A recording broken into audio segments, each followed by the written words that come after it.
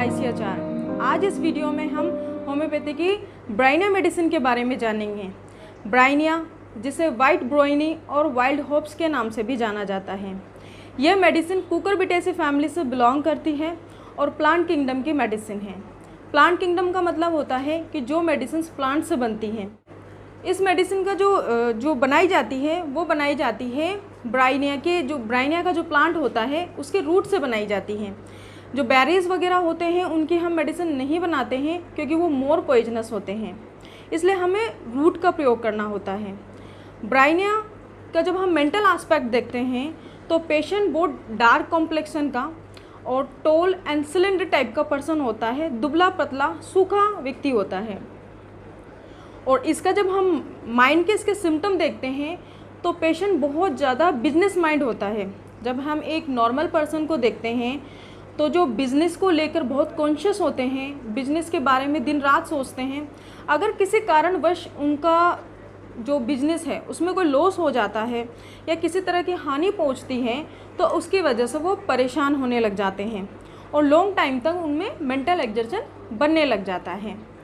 Bryonia जो mental aspect जैसे जैसे उसके मेंटल एग्जर्शन बढ़ता जाएगा, पेशेंट में क्या होगा, एक कंडीशन डेवलप हो जाती है कि he wants to be alone. वह अकेला रहना पसंद करेगा, किसी से बात करना पसंद नहीं करेगा और चिड़चिड़ा रहने लग जाता है।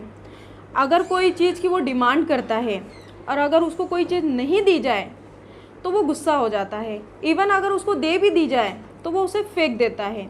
इस तरह से वो चिड़चिड़ा होने लग जाता है।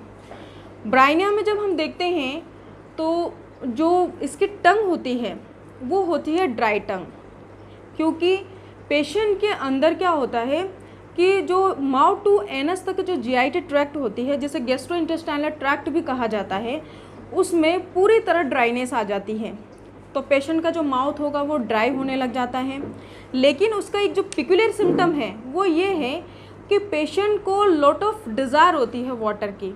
हालांकि वह लंबे अंतराल से पानी पीना पसंद करेगा, लेकिन पिएगा तो बहुत सारा पानी पिएगा, क्योंकि वह अपनी जो टंग है उसको मॉइस्ट करने की कोशिश करता है। इस तरह से लगातार लंबे लंबे अंतराल से पानी पीने लग जाता है।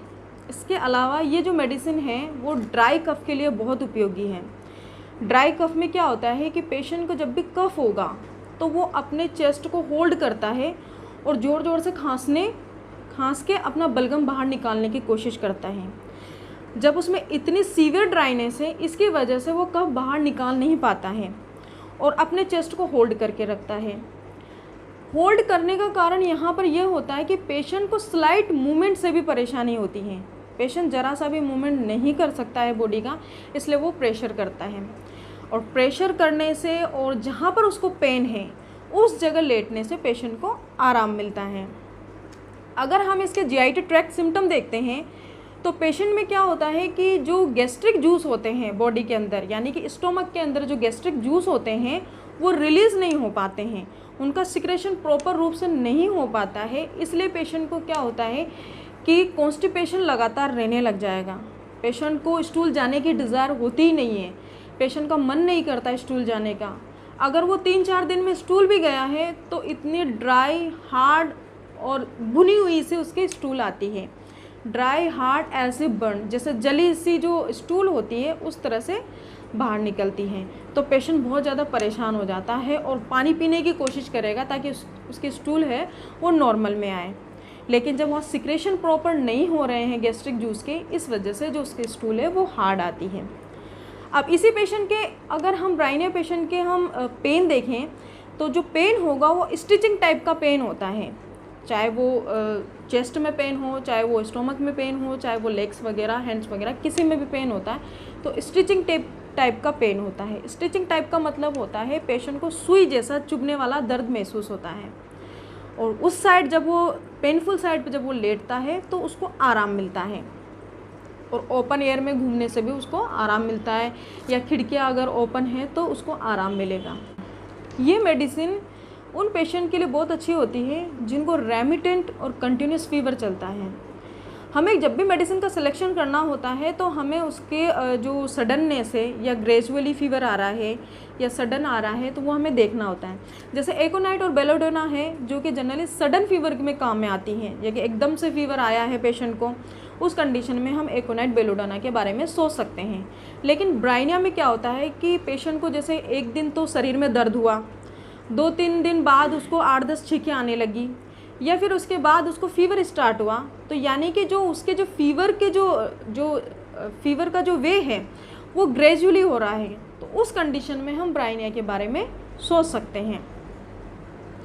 पेशेंट को इवनिंग टाइम पे रिलीफ मिलता है और लाइंग ऑन पेनफुल साइड से प्रेशर से एम्ब्यूटेशन मिलता है, और अगर वो बंद कमरे में अंदर की तरफ रहता है तो उसको घुटन सी महसूस होती है, और जब भी कोई उसको ज़रा सा बोलने की कोशिश करेगा, अगर उसके शरीर का कोई भी मूवमेंट होता है तो उसको बुरा लगता है।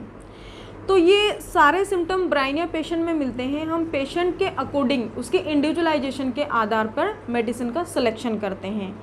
तो this is the all about of a ब्राइनिया medicine. Don't take any medicine without prescription of the doctor. आप बिना प्रिस्क्रिप्शन के डॉक्टर के मेडिसिन ना लें, सेल्फ मेडिकेशन ना करें। Thank you.